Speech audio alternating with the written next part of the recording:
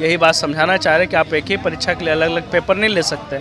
आप उसका cut off कैसे जारी कीजिएगा अलग अलग, क्योंकि नॉर्मलाइजेशन तो आप कर नहीं सकते, क्योंकि आपने अपने नोटिफिकेशन में लिखा। हम लोग कुछ है जो प्रूफ दीजिए, और दूसरे सेंटर पे भी कुछ हुआ है तो हम लोग बोले हम लोग के पास प्रूफ तो है नहीं सर। हाँ, कुछ एलिगेशन है, कुछ बच्चे आके बताए हैं कि हमारा कमरा नंबर ये है, स्कूल ये है, यहाँ पे ये हुआ है। नमस्कार, मैं साकेत कुमार, अपनो भारत टाइम्स देख रहे हैं।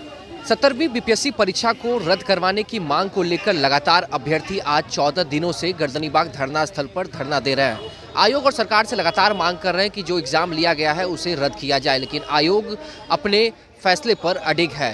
देखिए, छात्रों के कुछ डेलीगेशन जो है वो मुख्य सचिव से मुलाकात करने के लिए गए थे। हम यहाँ पर आए हुए हैं, इनसे बातचीत करते हैं। ये बताइए कि सत्यम जी, आप लोग मुलाकात करने के लिए गए तो डेलीगेशन गई हुई थी, क्या बातचीत हुई सचिव से?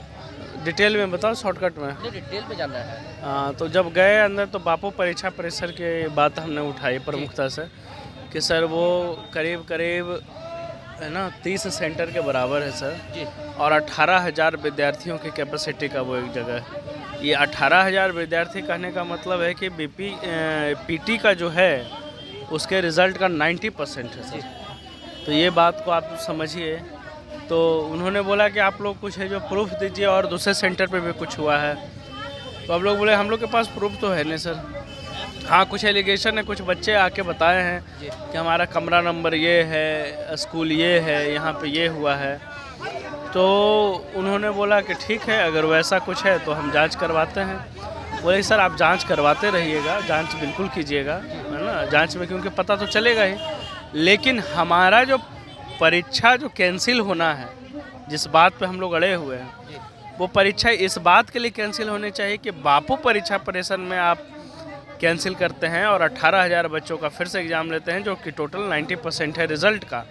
तो राइट टू इक्वलिटी का हनन हो रहा है, हमारा राइट टू इक्वलिटी का हनन हो रहा है, जिसके कारण दिक्कत हो जाएगा, है ना। आप एक ही परीक्षा के लिए अलग अलग एग्ज़ाम जब लीजिएगा तो उससे राइट टू इक्वलिटी का हनन होगा। यही बार बार कह रहे हैं हम लोग, यही बात समझाना चाह रहे हैं कि आप एक ही परीक्षा के लिए अलग अलग पेपर नहीं ले सकते। आप उसका कट ऑफ कैसे जारी कीजिएगा अलग अलग, क्योंकि नॉर्मलाइजेशन तो आप कर नहीं सकते, क्योंकि आपने अपने नोटिफिकेशन में लिखा। तो वो बात समझे तो बोले ठीक है, हम समझ रहे हैं बात को। डेलीगेशन में कितने लोग गए थे और क्या कुछ वहाँ पे जो बातें हुई उसका निष्कर्ष कुछ निकला, या फिर आप लोग का जो आंदोलन है, जो सत्याग्रह है, वो लगातार चलता ही रहेगा? डेलीगेशन में टोटल 11 लोग गए थे, और रही बात निष्कर्ष की, तो वो तुरंत ऐसा नहीं कि सुने और बोलेंगे कि हम साइन कर रहे हैं, ऐसा तो होगा नहीं। और वो कॉन्स्टिट्यूशनल बॉडी है बीपीएससी, तो इसीलिए बोला कि ठीक है, हम समझ गए हैं, देखते हैं, बाप की बातों को और रखेंगे भी, चीज़ों को देखेंगे जी। लेकिन जिस तरीके से वो रिस्पांस दे रहे थे, जिस तरीके से वो सुन रहे थे, जिस तरीके से हमारा काउंटर क्वेश्चन कर रहे थे, इससे साफ पता चलता है कि वो काफ़ी प्रोएक्टिव थे, हमारी बातों को बहुत गहराई से समझ रहे थे। और पूरा उम्मीद है कि शाम तक आज हमारे पक्ष में फैसला आ जाएगा। अच्छा, पक्ष में फैसला होगा? हाँ, क्योंकि आज 31 तारीख हो गया है, 4 तारीख को परीक्षा भी होना है, और इससे पहले आयोग ने कई बार अपने फैसले पर जो है वो अडिगता दिखाई है। आयोग तो 18 तारीख से जब से बैठे हैं हम लोग, उस दिन से डेली शाम में एक बार नोटिफिकेशन जारी करती है। हम लोग उधर चीफ सेक्रेटरी से मिल रहे थे, इधर दोपहर में ही आयोग की तरफ से फिर आया कि हम परीक्षा तो दोबारा नहीं कराएंगे। तो आयोग का वो अपना काम है, कहते रहे। एक बार जब ऊपर से आएगा, मुख्यमंत्री की तरफ से आएगा तो होगा ही, क्योंकि हम लोग गलत मांग नहीं कर रहे, जायज़ मांग कर रहे हैं, तो री एग्ज़ाम तो होगा ही। री एग्ज़ाम होगा, मांग भी आप लोग की जायज़ है, लेकिन आयोग और सरकार जो है लगातार इसमें विलम्ब कर रही है। आप लोग के ऊपर इससे पहले भी लाठीचार्ज हुआ था, परसों एक बार फिर से लाठीचार्ज हुआ। क्या लग रहा है, क्यों ऐसा सरकार करवा रही है? क्या पता है, नहीं, इस पर नहीं कोई कमेंट करेंगे क्यों ऐसा हो रहा है, क्यों करवा रहे हैं उनको। प्रशांत किशोर भी जिम्मेवार है उस दिन लाठीचार्ज के लिए, क्योंकि प्रशांत किशोर ने कहा था कि जब लाठी चलेगी छात्रों पर तो अभ्यर्थियों के सबसे आगे मैं खड़ा रहूंगा, लेकिन प्रशांत किशोर तो निकल गए थे। देखिए, हम लोग किसी भी व्यक्ति पे विशेष पे टिप्पणी नहीं कर रहे हैं। क्यों? क्योंकि अभी हम लोग को सबका ज़रूरत है, सच्चाई यही है। तो जो आ रहे हैं सहयोग करने, तो वो आ रहे हैं, उनका सहयोग हम लोग को मिलना चाहिए। तो कौन जिम्मेदार है, कौन नहीं जिम्मेदार है, ये कहना बड़ा जल्दबाजी और बड़ा मूर्खतापूर्ण बात होगा, है ना।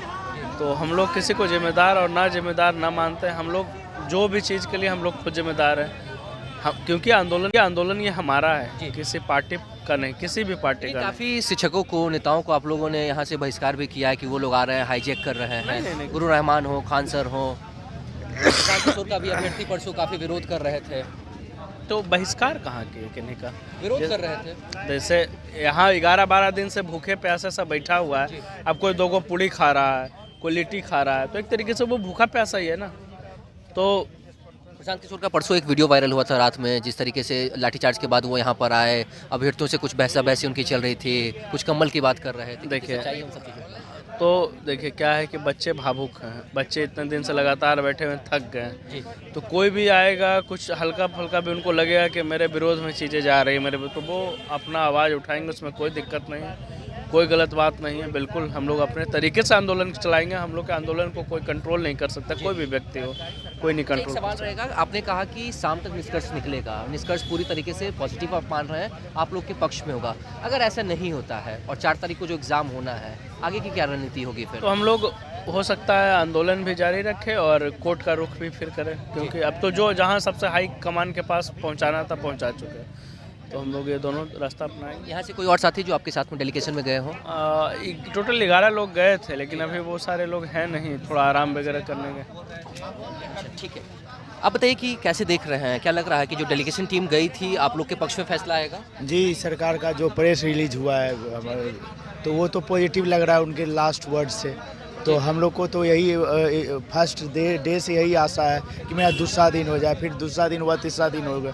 तो आशा पे हम लोग यहाँ पे हैं और आशा से पूरा दुनिया ही चल रहा है ना। हम लोग होप कभी ना छोड़े थे, ना कभी छोड़ेंगे, है ना। और हम लोग का एक रिक्वेस्ट है कि नया साल आ रहा है, तो नई उम्मीद के साथ हम लोग फिर से स्टार्ट करें। और सरकार से एक अपेक्षा है, सर क्या ही दिक्कत, हम लोग को गिफ्ट दे दीजिए ना, इतना दिन से रिक्वेस्ट ही तो कर रहे हैं, हम लोग को एक नया सा गिफ्ट दे। सरकार तो गिफ्ट के रूप में आप लोग को लाठियां बरसा रही है, वाटर कैनन से पानी का बौछार करवाया जा रहा है। उनका कर्तव्य है, लेकिन एक बाप का कर्तव्य होता है कि बच्चे को अगर थोड़ा सा गलती करे तो उसको डांट फटकार लगाए, लेकिन बेटा का कर्तव्य तो यही होता है अपने अधिकार की मांग करते रहे, है ना। कि ऐसा तो होता नहीं है हमेशा पापा सही होते हैं, वो हमारे गार्जियन स्वरूप है। यदि वो बिना गलती के हम पे लाठी बरसी हैं तो हमारा न्याय का अपेक्षा भी तो उसी गार्जियन से ही होगा ना। वो अब हम लोग पे लाठी बरसाई है, सही बात है, लेकिन अपेक्षा भी तो मेरा उन्हीं से रहेगा ना सर। ये बताइए कि क्या सरकार से अपेक्षा है, लग रहा है उम्मीद की आप लोग के पक्ष में फैसला? बिल्कुल। मैं कल डेलीगेशन के तौर पर राज्यपाल से मिलने गया था, एक्चुअली मुझे लेट हो गया, तो पप्पू सर मिले थे उनसे। उन्होंने कहा कि माननीय चेयरमैन को बुलाया था उन्होंने। फिर दूसरा डेलीगेशन हम लोग गए थे, 4 लोग गए थे, फिर मुख्य सचिव से मिलने। तो जो भी समस्या था और भी सेंटर पर कुछ समस्याएं था और नॉर्मेशन की जो बात कही जा रही है उनसे बताई गई, काफ़ी मुझे लगा कि रिस्पांस देंगे वो। और आज सुबह तक हम लोग से जो भी था रिपोर्ट मांगा गया था, हम लोग उनको रिपोर्ट दे दिए हैं। अब देखिए शाम तक शायद कुछ हो जाए आज। तो देखा आपने, अभ्यर्थियों का साफ कहना है कि जो डेलीगेशन की टीम गई थी, आज शाम तक जो फैसला होगा वो इनके पक्ष में होगा। काफ़ी पॉजिटिव रिस्पांस मिला मुख्य सचिव की तरफ से। और जिस तरीके से लगातार 14 दिनों से अभ्यर्थी आंदोलन कर, लेकिन अभ्यर्थियों का ये भी कहना है कि अगर सरकार और आयोग की तरफ से हमारे पक्ष में फैसला नहीं आएगा तो ये आंदोलन जो है, ये सत्याग्रह है, ये लगातार जारी रहेगा। आज भले ही 14 दिन हो गए, कड़ाके की ठंड हो रही हो, लेकिन अभ्यर्थी लगातार गर्दनीबाग धरना स्थल पर टेंट के नीचे में बैठे हुए हैं, इस उम्मीद में कि एक ना एक दिन आयोग और सरकार उनकी पक्ष में फैसला सुनाएगी, उनका जो है वो भला होगा। कई अभ्यर्थियों ने यह भी कहा कि नया साल आने वाला है, नई उम्मीद है, सरकार गिफ्ट के रूप में भी दे दे हमें। और तो अब देखने वाली बात होगी कि आखिरकार 4 तारीख को जो एग्ज़ाम होना है, क्या वो रद्द होता है, क्या इसके अलावा जितने सेंटर्स पर जो अभ्यर्थी मांग कर रहे हैं एग्ज़ाम रद्द करने की, क्या सरकार आयोग जो है वो फैसला लेती है या नहीं। फिलहाल इस खबर में इतना ही। नवभारत टाइम्स के साथ बने रहे पटना से साकेत कुमार।